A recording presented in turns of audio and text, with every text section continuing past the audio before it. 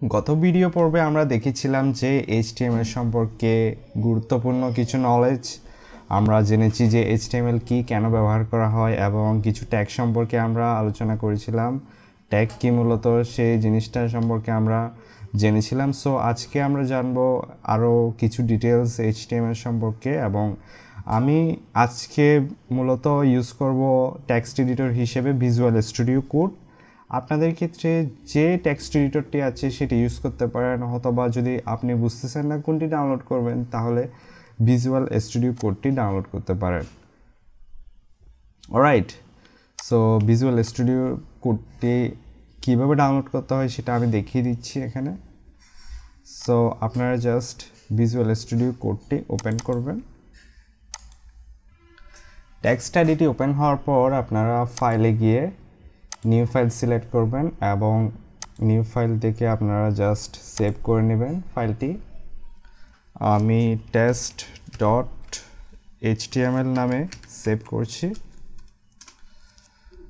So হ্যাঁ আমার এখন আইডিটি এখন আমি যা লিখবো সেটা এখানে শো করবে সো আমি এখানে লিখবো HTML5 এর ভার্সনটি জাস্ট ওকে HTML5 এর ভার্সনটি আমি ইনক্লুড করে নিয়েছি সো এখানে দেখতে পাচ্ছেন অটোমেটিকলি প্রিসেটটি চলে এসেছে আমি দেখতে পাচ্ছি সো এখানে আপনারা ফার্স্ট লাইনে যেটা দেখতে পাচ্ছেন ডক টাইপ HTML এটি হলো HTML এর ভার্সনটি বোঝানো হয় আর HTML এটা হচ্ছে আমাদের একদম প্যারেন্টস ট্যাগ এটি সব HTML ট্যাগের ফার্স্ট ট্যাগটি হলো এটি সো এটি আমাদের প্রত্যেকটা সাইডেরই ফার্স্ট ট্যাগ এটি আমাদের ইনক্লুড করে নিতে হবে আর আমরা অ্যাট্রিবিউট হিসেবে লিখেছি ল্যাঙ্গুয়েজ মানে হলো ইংলিশ সো আমরা হেডের ইনফরমেশন এবং টাইটেল কি এই সম্পর্কে প্রিভিয়াস ভিডিওতে আলোচনা করেছি আমি এখানে টাইটেলটা একটু এডিট করে দিচ্ছি টাইটেল মানে হলো আমরা ট্যাবের মধ্যে যেটি দেখি সেটিকে বলা হয় টাইটেল সো আমরা এখন টাইটেলটিকে একটু এডিট করছি দিস ইজ টেস্ট ওয়েবসাইট ওইটা লিখে আমি টাইটেল সিলেক্ট করছি সো আমি যদি এটা এখন সেভ করি Ctrl+S চেপে সেভ করতে পারেন অথবা ফাইলে গিয়ে এভাবে সেভ করতে পারেন আমি যেখানে সেভ করেছি সে ফাইল লোকেশনটি যদি আমি এখন দেখি একটু করে সো আমি এখন ফাইলে গিয়ে আমার লোকেশনে যেখানে আমি সেভ করেছি সেখানে গিয়ে আমি দেখতে পারবো দেখুন আমি টেস্ট নামে আমার HTML পেজটি লিখেছি সো এখানে আপনারা দেখতে পাচ্ছেন যে হ্যাঁ এখানে কিন্তু কিছুই নেই বাট উপরে আপনারা দেখতে পাচ্ছেন যে টাইটেলটি লেখা আছে this is test website so এটার মানে হলো দিস ইজ টেস্ট ওয়েবসাইটের মানে হলো আমি টাইটেলের মধ্যে যেটি লিখেছি সেটাই এখানে আমরা ট্যাবের মধ্যে দেখতে পারি সো এর কাজ হলো এটি আমার হেডের কাজ নিয়ে আমি গত পর্বে আলোচনা করেছি সো আমি মূলত আজকে মেইনলি আলোচনা করব হলো বডি ট্যাগ থেকে সো বডি ট্যাগের মধ্যে অনেকগুলা চাইল্ড ট্যাগ থাকতে পারে বডি ট্যাগের সো যেমন H1 প্যারাগ্রাফ হেডিং আরও অনেক ধরনের ট্যাগ আছে আমরা একটা একটা দেখব সো আমি যদি হেডিং ট্যাগটা ইনক্লুড করে দিই হেডিং ট্যাগটা মূলত হলো H1 H2 এরকম H1 হলো সবচেয়ে বড় হেডিং এবং H6 হচ্ছে সবচেয়ে ছোট হেডিং সো আমি যদি একটু লিখি this is HADING this is heading এখন যদি আমরা এটা ভিউ করি রিফ্রেশ করে এখানে দেখতে পাচ্ছেন আপনারা দিস ইজ হেডিং লেখাটা শো করছে সো আপনারা কিন্তু সেভ করে নেবেন আমি কিন্তু অটো সেভ করে নিয়েছি তো আমার বারবার সেভ করতে হচ্ছে না আপনাদের টেক্সট এডিটরে যদি অটো সেভ থাকে তাহলে আপনাদের এক্ষেত্রে একটি সুবিধা হয় আর যদি না থাকে তাহলে Ctrl+S চেপে সেভ করতে হবে দেন আমি ব্রাউজারে গিয়ে রিফ্রেশ করে দেখবেন যে কীরকম আসছে চেঞ্জটি সো এটি হলো আমাদের হেডিংয়ের আর হেডিংয়ের পরে আছে এখন আমি চাচ্ছি হেডিং ট্যাগটাকে মাঝখানে শো করার জন্য সো আমি মাঝখানে শো করার জন্য আমি সেন্টার ট্যাগটা ইউজ করতে পারি সেন্টার ট্যাগটা মূলত হলো আমার হেডিংটাকে মাঝখানে নিয়ে আসবে আমি ক্লোজ ট্যাগটা হেডিং দিস ইজ হেডিং লেখার পরে দিব যার কারণে এটি মাঝখানে চলে আসবে। এটি কিন্তু আগে দিলে হবে না, আমার যে কন্টেন্টটা যেটা সেটা মাঝখানে থাকতে হবে। সো আমি যদি এখন দেখি, দেখতে পাচ্ছেন আপনারা এখানে দিস ইজ হেডিং লেখাটা এখন মাঝখানে চলে এসেছে। জাস্ট কোন ট্যাগের জন্য এসেছে? আমার সেন্টার ট্যাগের জন্য এসেছে।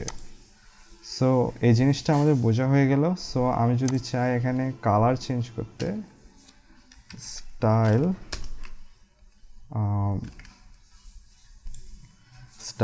কালার,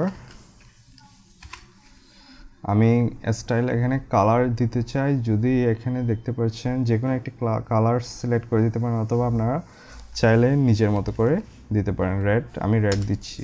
আমি যদি এখন রিফ্রেশ করে দেখি তাহলে দেখতে পাচ্ছেন আমার দিস ইজ হেডিং লেখাটা এখন রেড হয়ে গিয়েছে।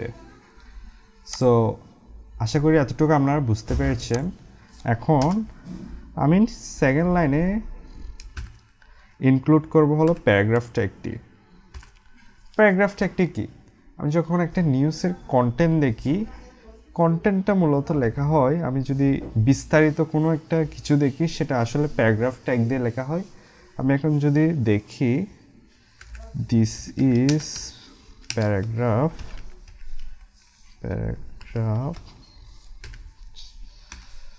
এখন যদি আমি এটা রান করে দেখি, আপনারা দেখতে পাবেন যে প্যারাগ্রাফ ফন্টের মতো এটা ছোটো করে জিনিসটা চলে এসেছে।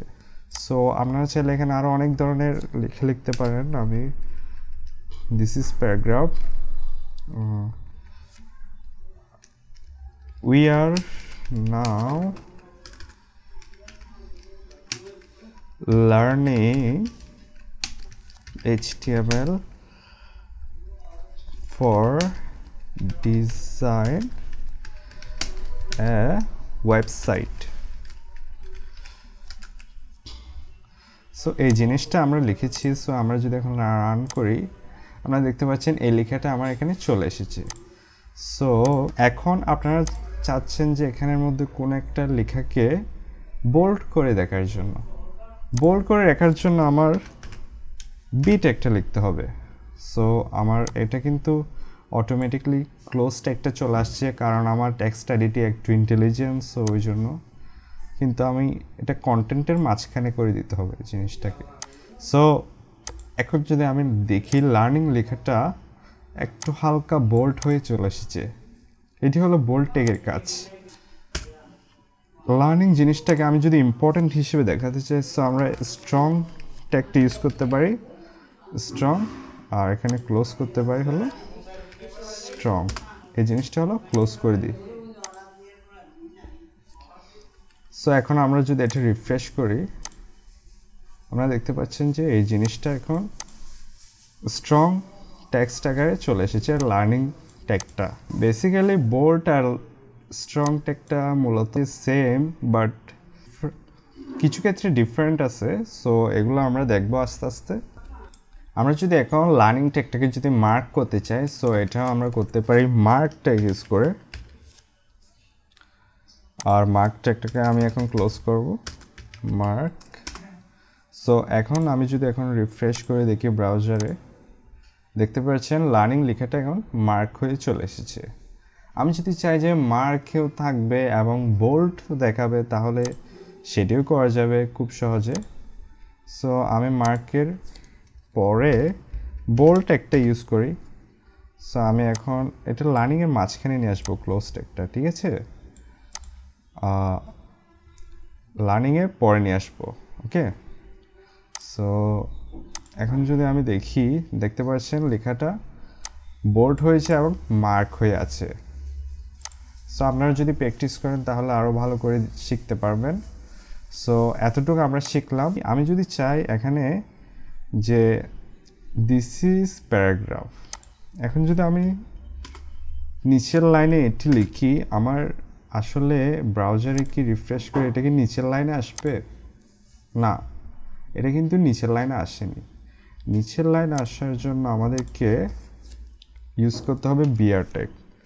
হ্যাঁ, আপনারা মনে রাখবেন বিআর ট্যাগটা কখনো ক্লোজ করতে হয় না। বিআর ট্যাগটা জাস্ট হচ্ছে লাইন ব্রেক করার জন্য।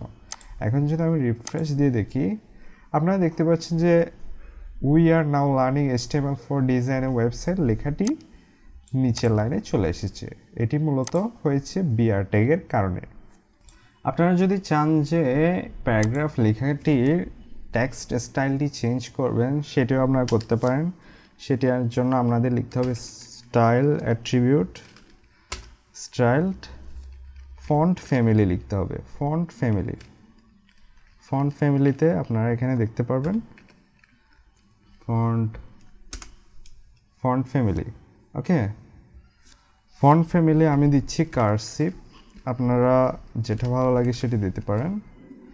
সো আমি কার্সিভ দিয়ে দেখি। এখানে দেখতে পাচ্ছেন আমার টেক্সটের স্টাইলটি কিন্তু চেঞ্জ হয়ে গিয়েছে। এটা হলো কার্সিভ স্টাইল। সিএসএস এইচটিএমএল এর ভাষায় এটিকে বলা হয় কার্সিভ। সো আমার পুরো প্যারাগ্রাফের লেখাটি কার্সিভ হয়ে গিয়েছে। আপনারা চাইলে আরও অনেকগুলা স্টাইল আছে, সেগুলো ইউজ করে দেখতে পারেন। সান সেরিফ আছে, সান সেরিফ মূলত অনেক বেশি ইউজ করা হয়, বাট আমার কার্সিভটা ভালো লাগে। এটা হচ্ছে সান সেরিফের স্টাইল। সো এতটুকু আমরা বুঝেছি। আপনারা চাইলে লেখাটি যদি ইতালিক করতে চান তাহলে আই ট্যাগটি ইউজ করতে পারেন। আমি একটা ওয়েবসাইট দেখিয়ে দিচ্ছি আপনাদেরকে, এটি হলো w3school.com। আপনারা এখানে সব ধরনের ট্যাগের ইনফরমেশন, ব্যবহার সব কিছু দেখতে পারবেন। আপনারা চাইলে w3school.com ওয়েবসাইটটি ভিজিট করে দেখতে পারেন। এখানে আপনারা সব কিছু পেয়ে যাবেন। আপনারা চাইলে টেক্সটের সাইজ বড় ছোট সেটিও করতে পারবেন। সেটি হচ্ছে ফন্ট সাইজের মাধ্যমে। সেটি আপনারা নিজেরা ট্রাই করে দেখেন, আস্তে আস্তে পারবেন। হ্যাঁ বন্ধুরা, আমি লাস্টে আরেকটা জিনিস দেখাই এখানের মধ্যে, সেটা হচ্ছে সাব আর সুপ।